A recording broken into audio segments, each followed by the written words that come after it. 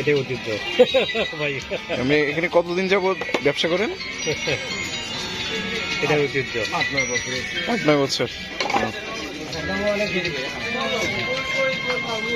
আপনার এখানে কাস্টমার তো প্রচুর। প্রচুর প্রচুর বাইরে। আমি এখানে প্রায় 5 মিনিট যাবত আছি, অনেক লোক দেখলাম শুধু ওই পান খাচ্ছে।